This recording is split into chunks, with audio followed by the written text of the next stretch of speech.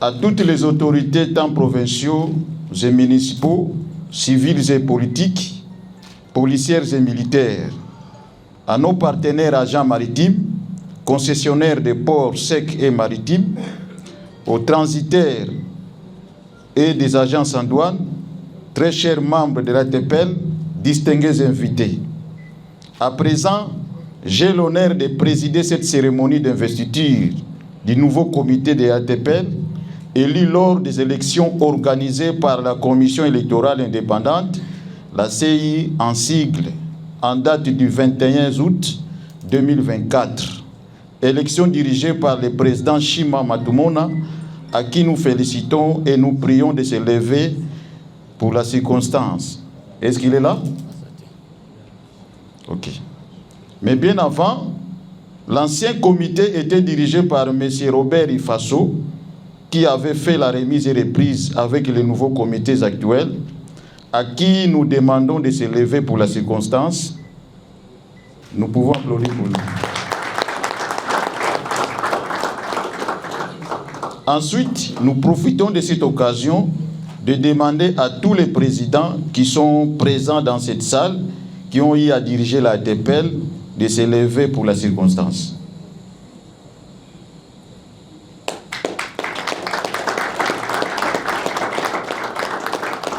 Vous pouvez vous asseoir.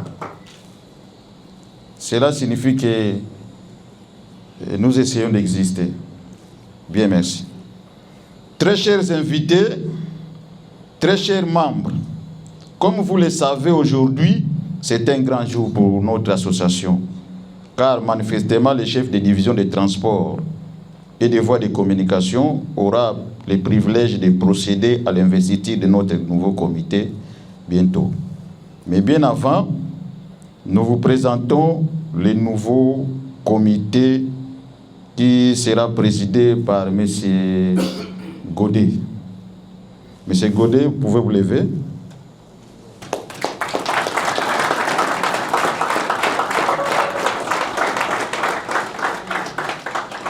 Cela étant, M. Godet ne sera pas seul. Il aura tout un comité. Alors, nous avons le devoir de présenter toute sa suite. M. Godet a un vice-président en charge de l'administration, M. Joseph Ndombe.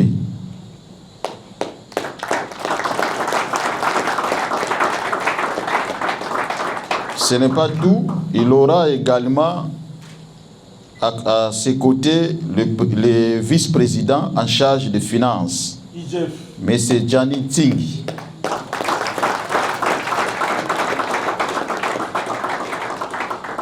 Ce n'est pas tout encore, il aura 2 secrétaires avec lui, il aura un secrétaire en charge d'administration et son adjoint. Là, nous appelons M. Héritier Condé, secrétaire titulaire, et également M. David Mbungu, secrétaire adjoint. Comme c'est un comité qui doit fonctionner, il a aussi des branches, c'est-à-dire il a un commissaire au compte, M. Chirac Luyindula. Il a aussi un commissaire au fait, M. Die Foukiao. Et il doit aussi travailler avec les autres partenaires où nous avons les relations publiques, M. Pelé. Et enfin, la discipline doit régner. Là, nous avons M. Sawa Kyodi.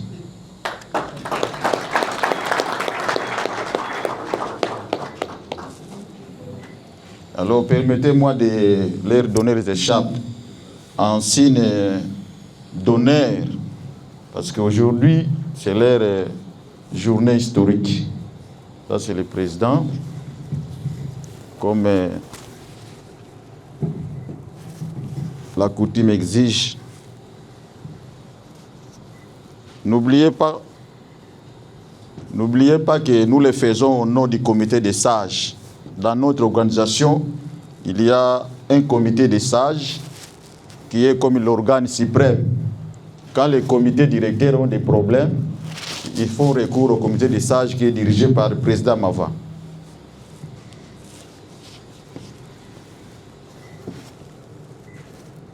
Là, il faut en tenir compte, c'est très important.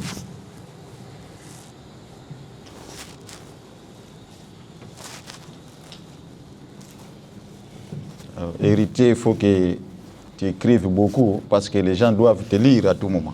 D'accord.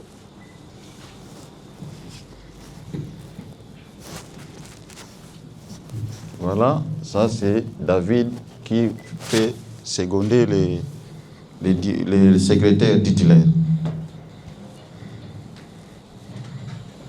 Nous pouvons applaudir pour eux.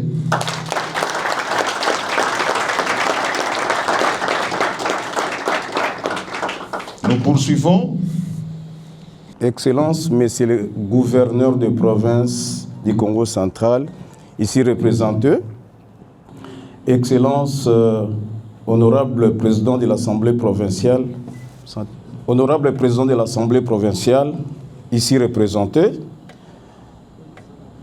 Excellence ministre provincial de Transport et Voies de communication du Congo central, ici représenté.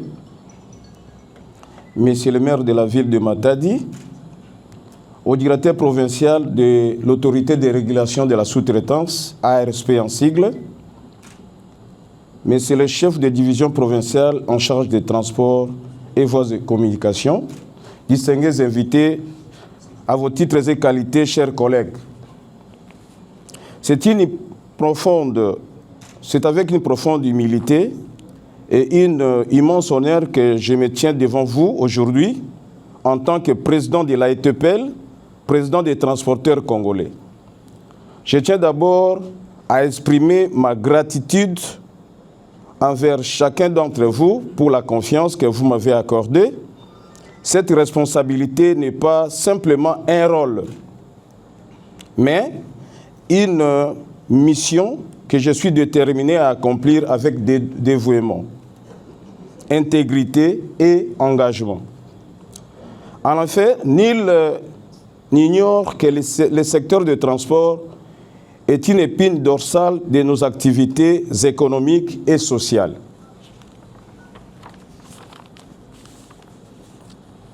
Chaque voyage de nos remorques, chaque marchandise que nos camions transportent est une preuve vivante de notre importance dans la société. Pourtant, nous savons cependant que ces domaines font face à de nombreux défis, qu'il s'agisse des instructions, des réglementations et des conditions de travail. Aujourd'hui, je m'engage à œuvrer sans relâche pour représenter les intérêts de tous et chacun de nous ici présents, renforcer notre solidarité et améliorer notre secteur pour le bien de tous et détermination. Et cette détermination, je l'ai prise par devoir. Nous travaillons ensemble pour 1. Promouvoir des conditions de travail équitables et respectueuses. 2. Négocier des avantages et des protections pour les transporteurs, mais aussi faciliter les services de l'État qualifiés et impliqués dans le secteur de transport à bien évoluer. 3. Stimuler la modernisation et nos outils et infrastructures. 4. Encourager une unité indéfectible parmi nous. Mais pour y parvenir, quelques points stratégiques méritent d'être revus.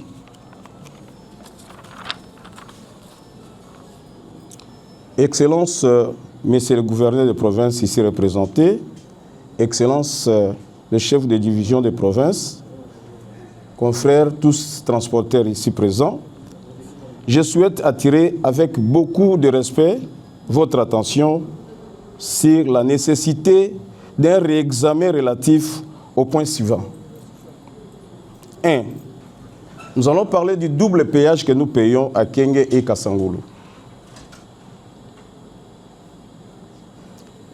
lorsque nous chargeons des conteneurs ici à Matadi et nous partons à Kinshasa, nous payons 2 péages. Nous arrivons à Kenge pour une facture de 2300-2400 $. Nous payons 2 péages. 2200. 2500, même 3000 $, nous payons 2 péages. C'est-à-dire, nous partons de Matadi, arrivés à Kenge, nous payons 230 $ pour les C6, 260 $ pour les C7. Vous comprenez bien, parce que nous sommes dans le secteur des transports. Vous déchargez les conteneurs à Kinshasa, on vous paye la facture, une seule facture, et en rentrant vers Matadi vide, à Kassangoulou, nous payons encore les péages. C'est-à-dire, pour une course, nous payons 2 péages. Ici présent, devant les autorités, devant vous, la corporation, ça sera notre combat de bataille. Nous allons voir les autorités entrer dans tous les bureaux, même à la présidence de la République, nous allons arriver pour combattre cette fléau-là. Normalement, une course doit avoir seulement un péage. Nous sommes des partenaires de Sopeco. Et Sopeco doit nous respecter. Ça, c'est pour les péages. Nous allons aussi parler du pont Basquille. Le pont Basquille, c'est un outil très important. Nous avons perdu beaucoup de nos chauffeurs, beaucoup de nos camions à cause des surtonnages. Nous savons les déclarants, lorsqu'ils nous donnent des gate pass, lorsqu'ils nous donnent des jetons, on vous dit que c'est 20 pieds, c'est 18 tonnes. Et lorsque nous chargeons sans le pont Basquille, arrivé à Kenge, c'est 30 tonnes. Beaucoup de nos chauffeurs sont morts à cause de surpoids et on a perdu beaucoup de nos camions. Alors, qu'est-ce que nous allons faire? Nous respectons vraiment cet outil-là de travail émis par la Sopeco à Kenge. Mais ce que nous déplorons, c'est quoi? La route Matadi-Kinshasa, selon les Chinois, c'est pour 60 tonnes. Mais qu'est-ce que nous remarquons? Vous allez voir un camion qui pèse 56 tonnes, passe sans payer de pénalité. Mais un Kenzo qui pèse 40 tonnes paye de pénalité. Nous sommes tous ici scientifiques, je pense que c'est inconcevable. Ça ne s'explique pas. Comment une remorque qui pèse 60 tonnes passe sans payer les pénalités? Mais un C2, D6, nous sommes techniciens de transport, on comprend bien les termes que j'emploie. 6 pinés, qui a un conteneur de 10 tonnes, qui vient à 23 tonnes, il va payer de pénalité de 25 $ la tonne. Alors qu'une remorque de 56 tonnes a passé sans payer de pénalité. Ça sera notre combat de bataille. Nous allons parler avec l'autorité et nous allons entrer dans des bureaux, comme nous avons l'habitude de le faire, nous allons faire des correspondances pour que Sopeco puisse répondre de ce qu'il est en train de faire. Il y a des choses que nos autorités parfois ne sont pas au courant. Mais nous, comme techniciens de transport, nous allons dénoncer ça. Ça sera notre combat avec mon comité. Et la même Sopeco a droit de nous assister lorsqu'il y a des accidents. Vous voyez, ces derniers temps, souvent il y a des accidents. Mais qu'est-ce qui se passe? Beaucoup de gens meurent à cause du manque d'assistance.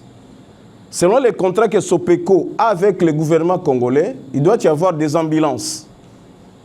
Il doit y avoir des centres de santé en route. En cas d'accident, Sopeco doit nous prendre en charge. Parce que c'est notre argent, c'est nous qui payons le péage. Il doit supporter les blessés. Et lorsqu'il y a accident, il doit y avoir les engins. Au lieu que le patron lui-même loue encore un engin ici à Matadi où on paye 400 $ par heure jusqu'à arriver là où il y a accident. Et parfois c'est dans les 2000, 2500 $. C'est Sopeco qui devrait, dans l'argent où nous payons le péage, prendre les responsabilités de soulever les véhicules tombés par accident. En plus de ça, notre comité va combattre les grèves de solidarité. Il n'y aura plus de grève de solidarité. L'AETPL ne va plus supporter les grèves de mensonges. Vous allez voir quelqu'un qui a besoin d'argent pour chercher quelque chose à l'État, il crie « Hey, toza la grève, lobby, toza la grève ». L'AETPL va combattre ça. Nous avons discuté longuement avec les chefs de division présents dans son bureau. C'est-à-dire, on ne peut plus faire de grève de solidarité. Chaque société n'a pas les mêmes chiffres d'affaires.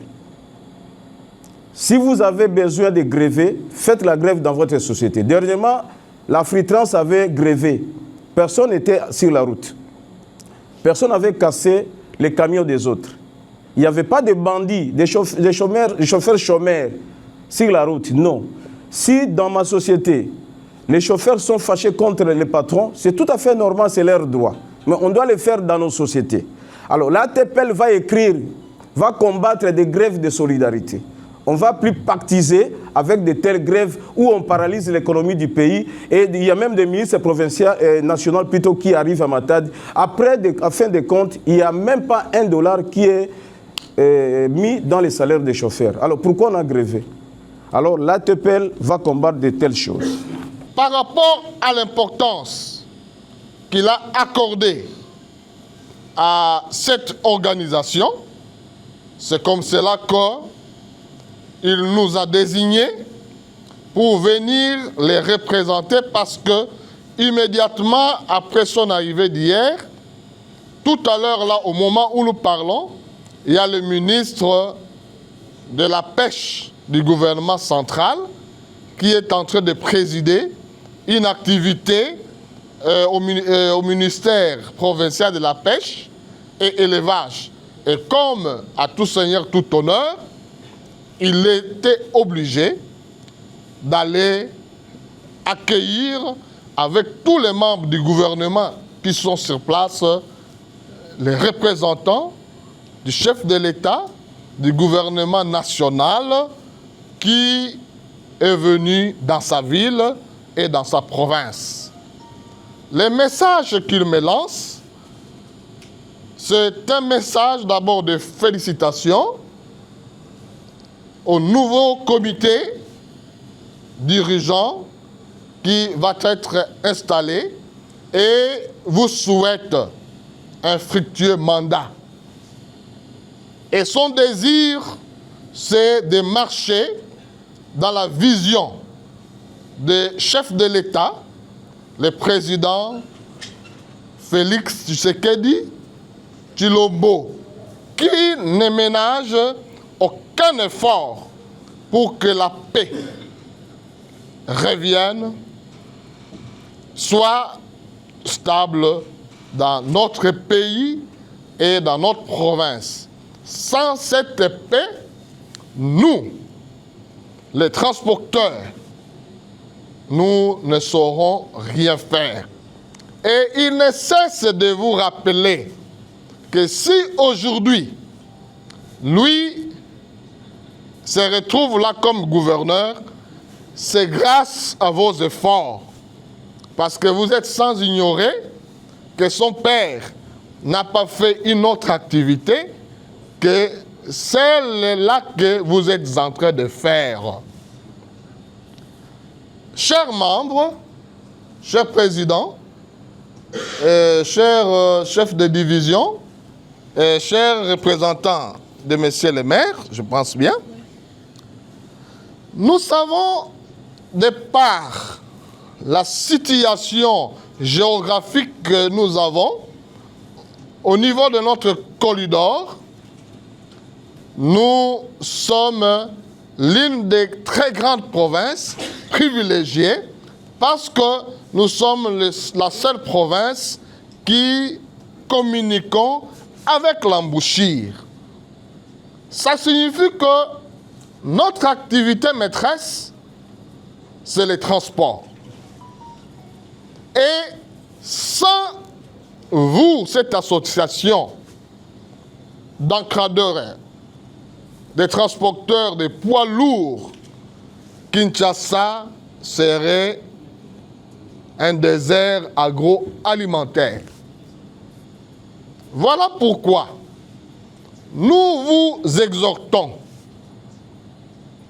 à beaucoup plus d'abnégation, à beaucoup plus d'altruisme, à beaucoup plus de volonté pour que notre climat d'affaires dans les domaines, dans les services de transport, soit un service qui collabore étroitement avec les institutions de l'État, en l'occurrence le gouverneur des provinces, ainsi que tous les services pour que nous puissions voir notre avenir, notre développement aller de l'avant.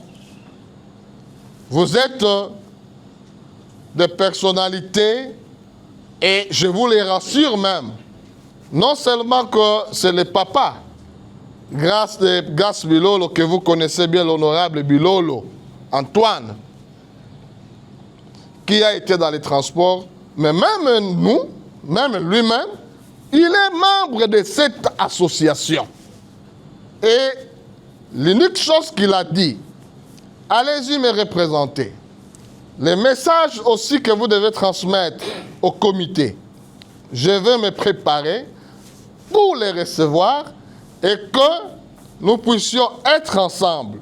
Que tous vos propos que vous avez formulés par rapport à votre mandat et que cela soit présenté sous forme d'un plaidoyer pour que, quand vous vous retrouverez, qu'ils puissent en prendre compte. Et c'est aussi de notre devoir, avant que même vous ne soyez reçus, de lui faire la restitution.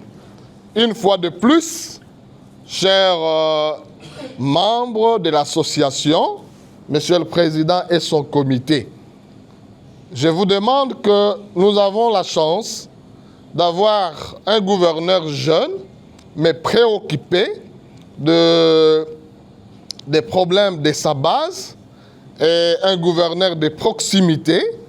Je vous demande, à son nom, de les soutenir et de les conduire dans vos prières. Le représentant de son Excellence, Monsieur le Gouverneur, ça passe bien? Oui. A été si éloquent qu'il m'a enlevé de ma bouche tout ce que je pouvais dire. Donc je pense que, au fait, si le gouverneur lui-même était là, nous, en tant que techniciens, j'allais réclamer seulement que je parle avant pour certaines considérations et laisser carrément le gouverneur en tant que politicien tout achever. Bon, comme son représentant, mais on dit, quand vous voyez la canne du chef, c'est le chef lui-même. Donc, merci de tout ce que vous avez dit ici. Donc, nous n'aurons plus beaucoup de choses à ajouter. Alors, moi, je voudrais simplement dire ceci. Nous vous remercions infiniment. Le nouveau comité qui a été élu, d'avoir, avant cette cérémonie, essayé de nous approcher, de discuter avec nous et de relever certains entendements. Donc, c'est une très bonne chose. Donc là, je suis en train de lire dans l'esprit des heureux élus un esprit d'ouverture, un esprit de pouvoir harmoniser et arranger les choses. En tout cas là, je vous félicite. Je vous félicite évidemment pour votre nomination, mais je vous félicite déjà par le début, par les démarches, par la démarche que vous aviez entreprise. Ça note que l'association AETPL, donc l'association pour l'encadrement, je pense, je ne me trompe pas, des transporteurs poids lourds autochtones, c'est ça, n'est pas mise entre les mains des gens qui n'ont pas de vision. Donc j'ai compris que vous avez sûrement fait le bon choix et que dans l'avenir, vous ne serez pas malheureux d'avoir fait ce choix. Alors, donc c'était d'abord pour moi de remercier le comité pour la démarche. Alors, je crois que c'est clair. Il s'agit de transporteurs autochtones, c'est ça? C'est-à-dire que des Congolais, dont les patrons sont des Congolais. Puisqu'il existe toute une panoplie, toute une écurie, je ne sais pas comment je peux encore qualifier, des transporteurs. Alors beaucoup sont, c'est pour les étrangers, les patrons sont des étrangers. Mais ceux qui nous regroupent ici, qui ont fait leur association, ce sont des nationaux, donc des autochtones. Des gens qui ont un véhicule, 2 véhicules, 3 véhicules. Bon, ils en ont beaucoup, peut-être, mais c'est comme on a donné l'exemple d'Autocris que je connais personnellement. Donc, c'est tout à fait normal que nous vous encourageons. Puisque le chef de l'État prône quoi? La classe moyenne, l'émergence de la classe moyenne.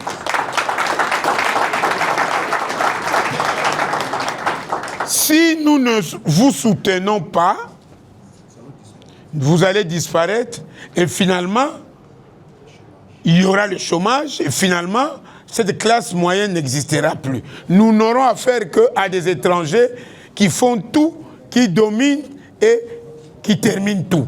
Je crois que ce n'est pas bon, n'est-ce pas? Oui. Donc nous sommes obligés, nous en tant qu'autorité du secteur, de prêter une oreille attentive, d'être avec vous. Mais déjà, par la démarche que vous aviez entreprise, je crois qu'elle est bonne. Vous avez suivi le représentant du gouverneur. Il vous appartiendra maintenant, et surtout qu'il est membre de votre corporation, même s'il est gouverneur, il vous appartient maintenant de faire un très bon cahier des charges, de faire un très bon planning par rapport à ce que vous avez dit beaucoup de choses ici. Vous avez parlé des péages, vous avez parlé des ambulances, ce que Sopeco doit faire, vous avez parlé de beaucoup de choses. Alors il faudra bien mettre ça sur papier et rencontrer son Excellence, Monsieur le Gouverneur.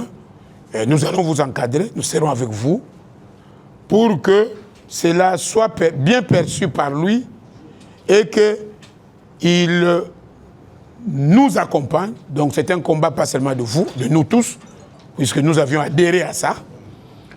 Il nous accompagne. Ici, Bangoboé, ça a confiance parce que au moins les transporteurs nationaux, les autochtones, vont disparaître.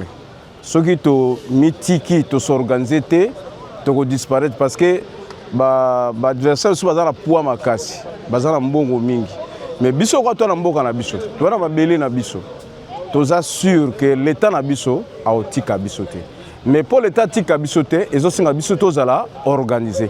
Yango to créer que locaux yo et association de transporteurs poids lourds congolais pour total intérêt na biso pe to landela yango.